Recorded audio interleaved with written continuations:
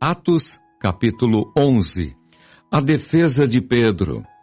Chegou ao conhecimento dos apóstolos e dos irmãos que estavam na Judéia, que também os gentios haviam recebido a palavra de Deus. Quando Pedro subiu a Jerusalém, os que eram da circuncisão o arguiram, dizendo: Entraste em casa de homens incircuncisos e comeste com eles.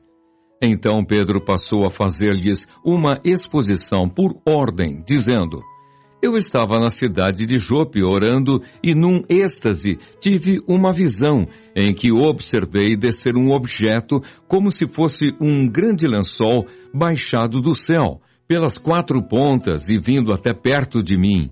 E fitando para dentro dele os olhos, vi quadrúpedes da terra, feras, répteis e aves do céu.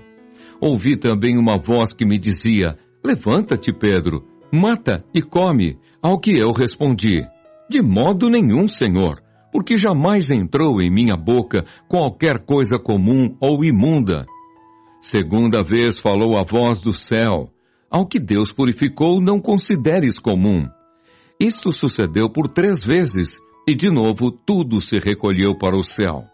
E eis que na mesma hora pararam junto da casa em que estávamos 3 homens, enviados de Cesareia para se encontrarem comigo.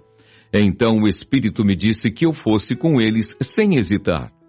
Foram comigo também estes 6 irmãos, e entramos na casa daquele homem, e ele nos contou como vira o anjo em pé em sua casa, e que lhe dissera: Envia a Jope e manda chamar Simão, por sobrenome Pedro, o qual te dirá palavras mediante as quais serás salvo, tu e toda a tua casa.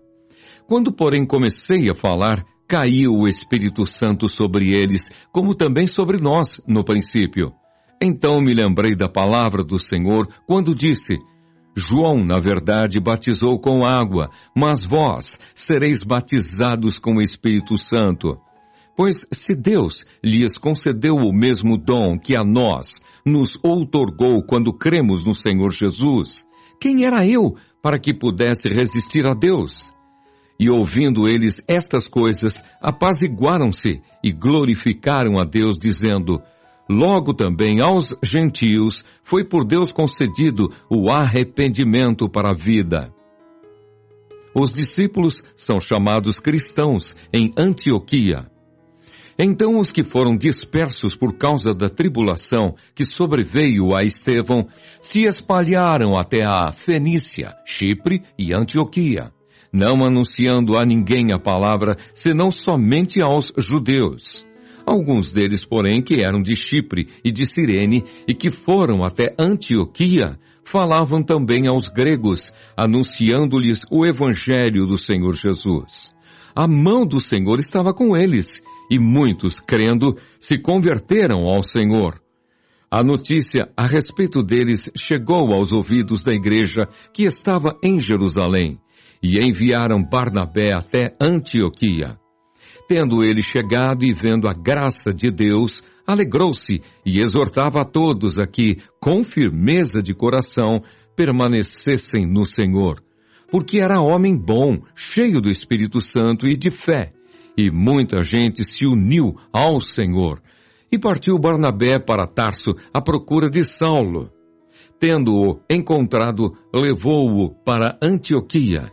E por todo 1 ano se reuniram naquela igreja e ensinaram numerosa multidão. Em Antioquia foram os discípulos pela primeira vez chamados cristãos. Ágabo prediz grande fome. Naqueles dias desceram alguns profetas de Jerusalém para Antioquia, e apresentando-se um deles, chamado Ágabo, dava a entender pelo Espírito que estava para vir grande fome por todo o mundo, a qual sobreveio nos dias de Cláudio. Os discípulos, cada um, conforme as suas posses, resolveram enviar socorro aos irmãos que moravam na Judéia, o que eles, com efeito, fizeram, enviando-o aos presbíteros por intermédio de Barnabé e de Saulo.